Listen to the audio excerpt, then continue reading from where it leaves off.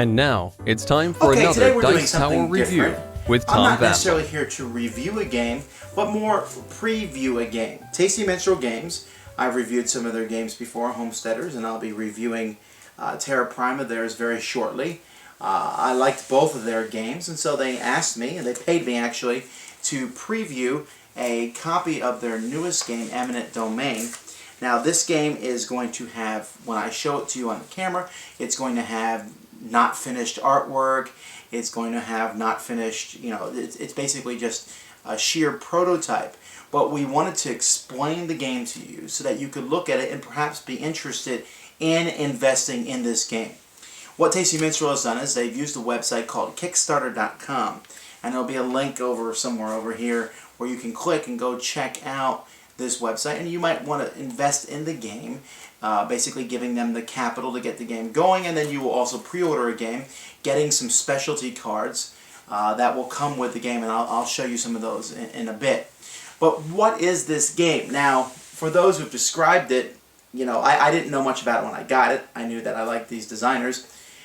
When I got it, I looked at it and I said, hey, this game has some feelings of Race for the Galaxy. It's deck building kind of like Dominion, but it really feels like Glory to Rome. I looked it up online, and lo and behold, that was all in the description. But this is something different. There's a little bit more to the game than it's not just a combination of those three games I just mentioned. It has maybe more similarities with Glory to Rome than anything else, but there's some really interesting ideas here, and I really think that this game is going to be very agreeable to people who like strategy that's really affected by what other players do. So let's take a look at the game itself. Once again, I want to remind you that we're looking at a prototype of the game, so don't get caught off guard by the graphics or the fact that, some of the things change. For example, this card is called Annex, and it's going to be changed to Warfare, and Influence is going to be changed to Colonize, I believe. And even that's not set in stone. But the basics of the game are, you can see that the game is made up of 5 different sets of cards here. We have Annex or Warfare, Survey, Harvest Trade, which is actually 2 different cards, but they're combined together, Research, and Influence. There's also a deck of cards here that are planets, and you can see the amount of influence or warfare power that it is to conquer each planet, but on the other side of these planets, it will tell you how many victory points that planet is, and maybe the planet will give you some kind of special ability. Players start with 2 of each of these cards in their hand, except for the Annex cards, or the Warfare cards, and 1 Politics card, which I don't have showing here, but it's basically kind of, think of it as a wild card that you can use one time to change out for one of these. On a player's turn, their turn's very simple. They're going to have a deck of cards in front of them, made up of 2 of each of these cards, and they'll be drawing 5 cards from that deck and having those in their hands. So let's say these are the 5 cards that they have drawn. On your turn, you may play one of these cards from your hand, and each card has 3 different things on it. The first thing on each card is action. So like say here for Survey, the action is draw 2 cards. So then I would draw 2 more cards from my deck. For Harvest and Trade, I might say Harvest a Resource. Here, remove 2 cards from the game. So I can take 2 of these cards and take them out of the game, which will make my deck smaller, and I can get through it more quickly. And Influence, I can influence on a planet. We'll talk about this in a moment. But it's an action that only I take. It's a small action, nothing great perhaps, but something that I can do. Then, after I've done that, I must pick one of these cards in the middle. I can pick any card I want, but I have to pick one of them. So let's say I take Survey. I then take the Survey action. Then when I do that, instead of using the action part of the card, I use the roll part in the middle. If I have any Survey cards in my hand, or cards with Survey symbols on them, I can play them down to boost my action to make it more powerful. For example, Survey here lets me take the top planet card, and if I want to, I can put it in front of me. But if I play 3 of them, I can take the top 3 and pick any one of these 3. I can look at the other side to see which one I want. They're all pretty much the same, but this one gives me a better Survey ability. If I get that one face up, I can even add that icon. So I'll take this one and put it in front of me. When you take a roll, every other player then has the option of using the follow part, which means they can play cards from their hand that have Survey symbols on them also. And when they play these cards, for example, it's a lesser ability, but still useful. For example, here, they can draw planets from the pile. Say someone else plays 3 surveys, and they draw 1 less card. So they can draw 2 planets and look at those planets and decide if they want to keep one of those. So each card has 3 things. An action, and you may play 1 action at the beginning of your turn. A roll, where you take one of these cards, you add it to your deck, basically, so you'll be able to draw it later. So that's an idea of taking the cards. But when you take the roll, you can boost it, make it better, and then other players can follow you. At the end of your turn, you can discard any cards that you want and draw back up to your hand limit, which starts at 5, but as the game progresses, there are a few planets, let's see if I can find one, that, like this one here, that increase your hand size. Once you get planets in front of you, and I mentioned the survey action, so you know how that one works, you probably want to take those over. One of the ways is through warfare. When you play warfare cards, you will be taking army tokens in front of you. You'll be slowly gaining these army tokens, and later on, if you play one of these annex cards, instead of taking more army tokens, you may just want to annex or conquer a planet.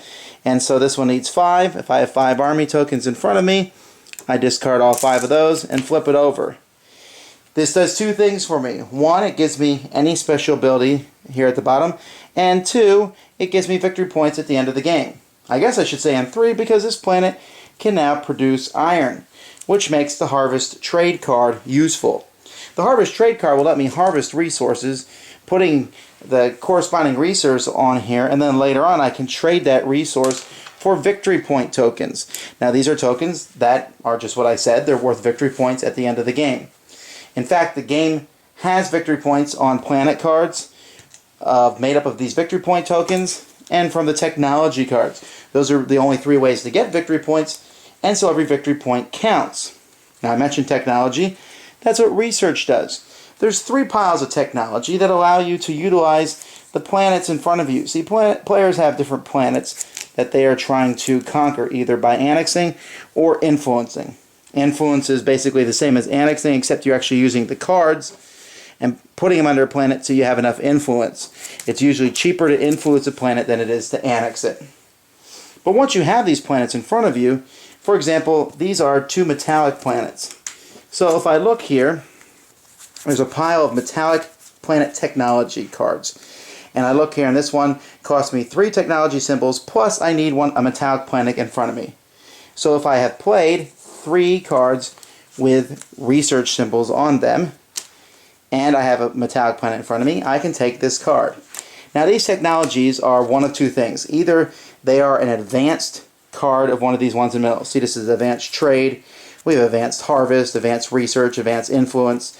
And so I can take one of these advanced cards and put it into my hand, and now as the game progresses, this is another card that I might draw and use on my turn. And there's a couple good things about it. One, you notice it has multiple symbols here that can be combined with the different things to boost them or follow someone else. Also, their action is much more powerful than the typical action. For example, trade, normally I have to use 1 action to put the good on the planet and then another action to take it off to get a point. While this advanced trade action simply, when I play it, simply gives me a point. And as you get farther down, like this one here costs 5 technologies and you need to have 2 planets, but this technology is also worth points. And they also get more powerful until even the very bottom ones, you just put these in front of you, they give you a very powerful ability, extra points, but they're very difficult to get these cards into play. The game ends when some of these piles are gone, and the amount of piles gone depends on how many players are playing the game, which at this point in time is from 2 to 4 players, or when all the victory point tokens are gone, have been taken by the players, then the game ends. You add up your victory point tokens, you add up the points on cards, you add up any points in research cards, and whoever has the most points wins the game. Alright, well, like I said, the Tasty Minstrel hired me to take a look at the game and to make this video so that we could show you what the game looks like from kind of an outsider's position. I don't have anything to do with designing this game. I have nothing to do with the profits that this game makes. I don't have any kind of goal to see it made other than that I would like to see this game with nice components.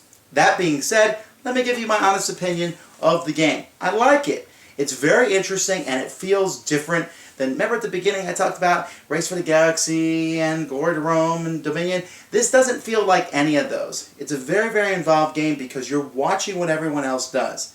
I like how taking the cards in the middle, you're forced to take one each turn.